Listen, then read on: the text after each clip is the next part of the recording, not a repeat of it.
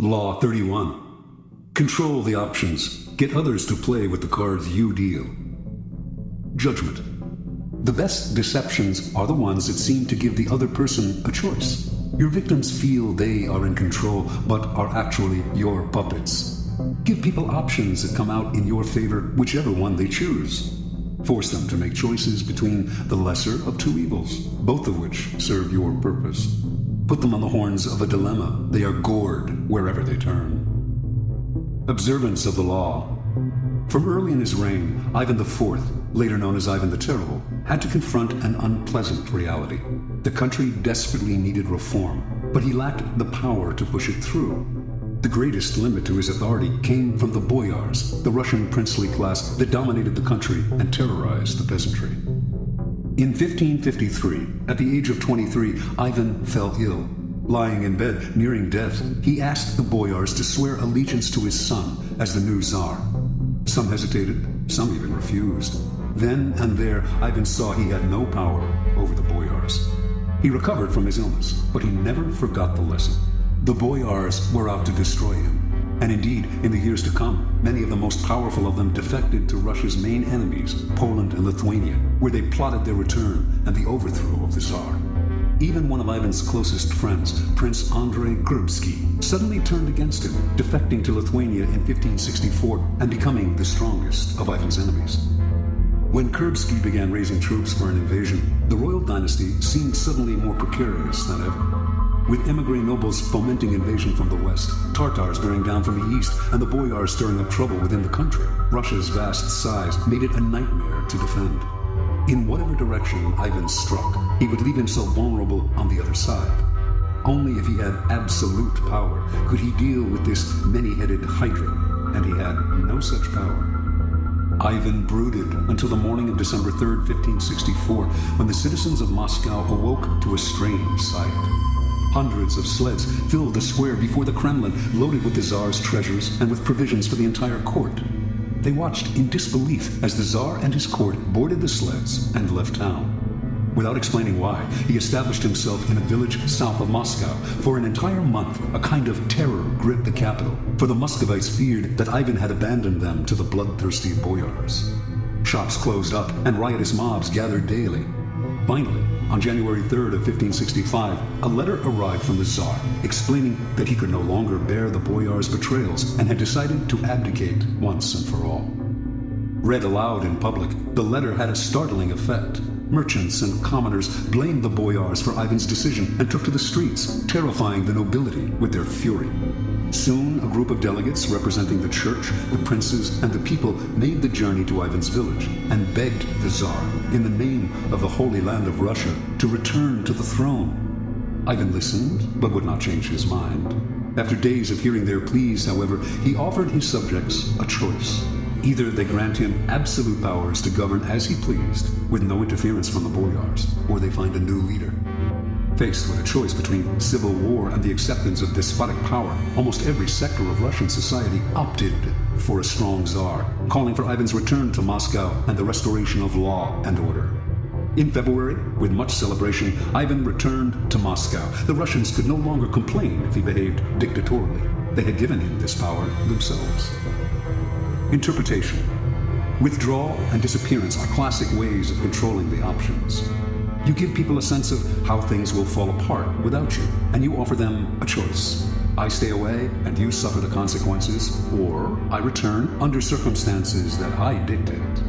In this method of controlling people's options, they choose the option that gives you power because the alternative is just too unpleasant. You force their hand, but indirectly, they seem to have a choice. Whenever people feel they have a choice, they walk into your trap that much more easily.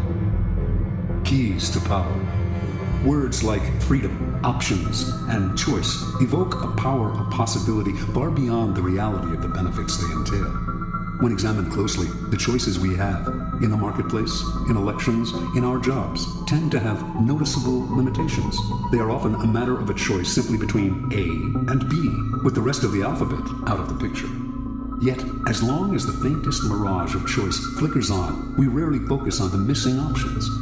We choose to believe that the game is fair and that we have our freedom. We prefer not to think too much about the depth of our liberty to choose. This supplies the clever and cunning with enormous opportunities for deception. For people who are choosing between alternatives find it hard to believe they are being manipulated or deceived.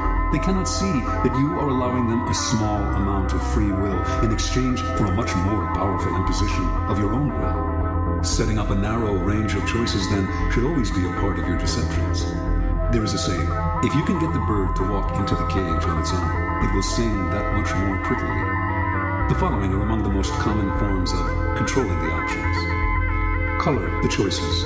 This was a favored technique of Henry Kissinger. As President Nixon's Secretary of State, Kissinger considered himself better informed than his boss and believed that in most situations, he could make the best decision on his own. But if he tried to determine policy, he would offend, or perhaps enrage, a notoriously insecure man.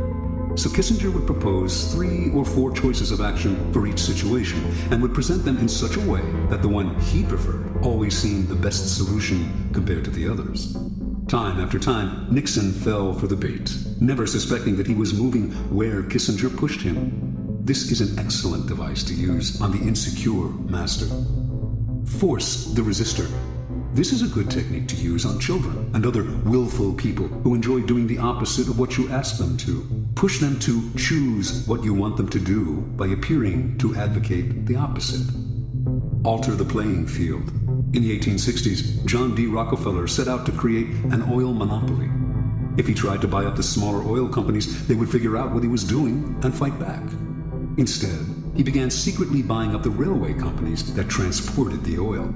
When he then attempted to take over a particular company and met with resistance, he reminded them of their dependence on the rails. Refusing them shipping or simply raising their fees could ruin their business. Rockefeller altered the playing field so that the only options the small oil producers had were the ones he gave them. In this tactic, your opponents know their hand is being forced, but it doesn't matter. The technique is effective against those who resist at all costs.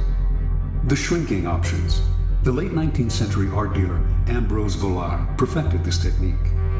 Customers would come to Vollard's shop to see some Cézannes.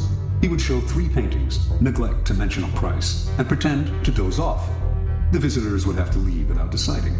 They would usually come back the next day to see the paintings again, but this time, Vollard would pull out less interesting works, pretending he thought they were the same ones.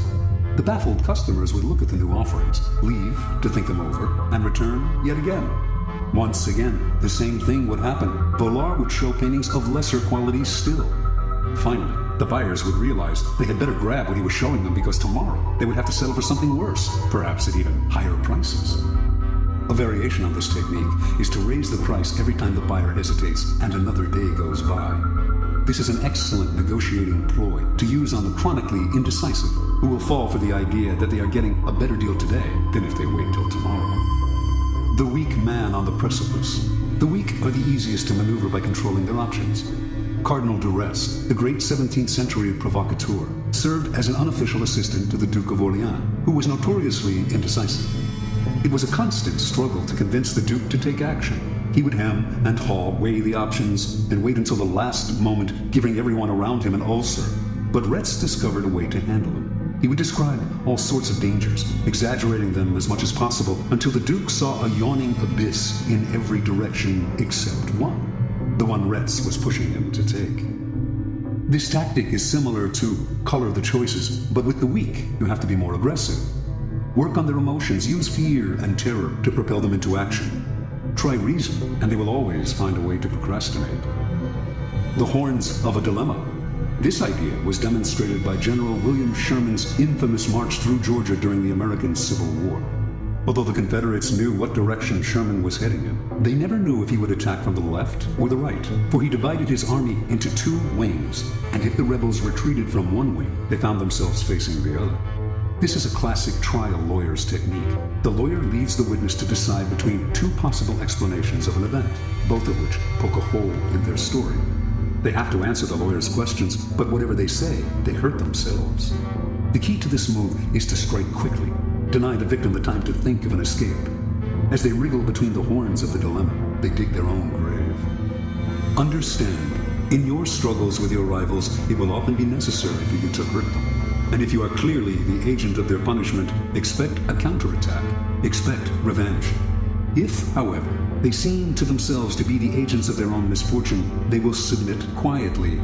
When Ivan left Moscow for his rural village, the citizens asking him to return agreed to his demand for absolute power. Over the years to come, they resented him less for the terror he unleashed on the country, because, after all, they had granted him his power themselves. This is why it is always good to allow your victims their choice of poison and to cloak your involvement in providing it to them as far as possible.